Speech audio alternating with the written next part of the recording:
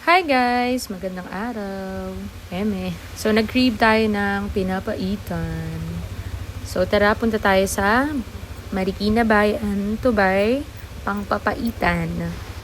From Antipolo sa may Centro Mall, ayan, traffic dyan hanggang stoplight. Everyday in traffic, not sure why, hanggang stoplight yan. So, yan, Marikina na tayo guys. Papakita ko sa inyo kung saan kami bumibili. Before that, punta muna tayo ng 7-Eleven. Late upload na to guys. Ngayon ko lang siya i-upload. Pero nung July 11 pa to. As you can see, and yung super sale ni 7-Eleven. May buy one take one, 70%, 50%, 30%. Nakabili din ba kayo? Ang dami kong nabili dyan. Mga essentials, skincare, food, drinks, milk, as in, ang dami. Tapos, depende pa yan sa branch. May mga branch na mas madaming sale. Ayan. As you can see, pati alak, drinks, milk, pati yung pansit, what do you call that? Noodles. Naka-sale din. Pati nga tinapay. So, super sale yan. Every year ata nilang ginagawa, if I'm not mistaken. Pati mga skincare, ayan. Yung apple cider, bumili ako niyan, yung orange. Kasi 50% off siya. Pati yung mga patches sa neck and shoulder. Pati yung sa pag may mens ka. Then this one, Sola. Bumili din ako ng isa. Hindi ko pa siya nagagamit. So, I'm not sure kung okay siya. Pero dito ko rin nabili yung Oxycure. Tatlo yung binili kong Oxycure, 62 each. Ang daming errands. Hindi mo na kami bumili. Kasi nakita namin tong kainan. Katapat lang din ng wet market. Ayan. Na-try nyo na ba yan? Topshi. Parang ang sarap ng wonton noodles dito. Ayan yung mga prices. So, syempre, itatry natin. Located lang to sa Marikina Bayan, tapat ng wet market. Meron silang QRPH, cash as well, ang mode of payment. Ayan. Ang sarap niyang wonton, 100 plus lang. And grabe yung rice nila ha, ang dami. Masarap yan, hindi ko lang naubos yung rice. Grabe naman. And this one, my God, 10 out of 10 yan. Masarap yan guys, try nyo. That is the beef wonton. I-try nyo yan guys, lalo na sa weather natin ngayon na maulan. Ang sarap mag-beef wonton noodles. And mura lang siya guys.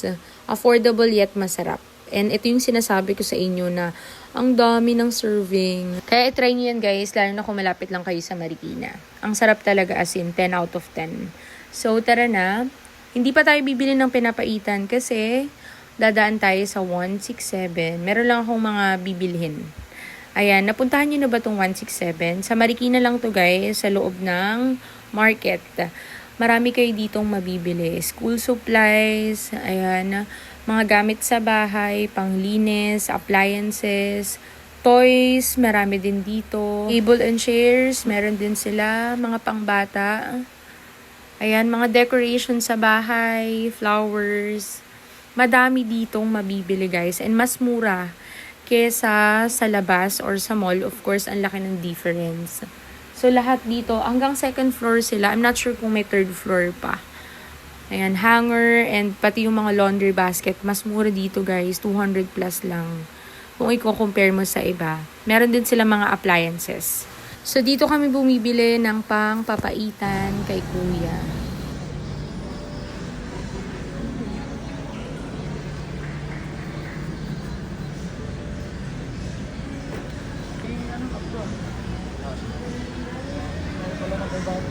Ha? Magkano? Sabaw. Para saan yan?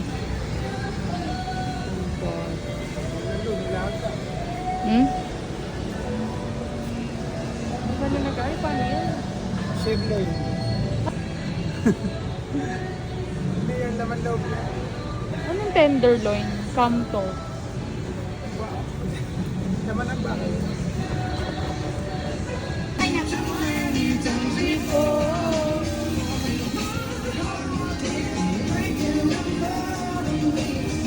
Worth of 800 yung nabili namin, pero pang 3 araw na namin. Kasi 3 tao lang kami kumakain. So, ayan, bumili din ako ng saging.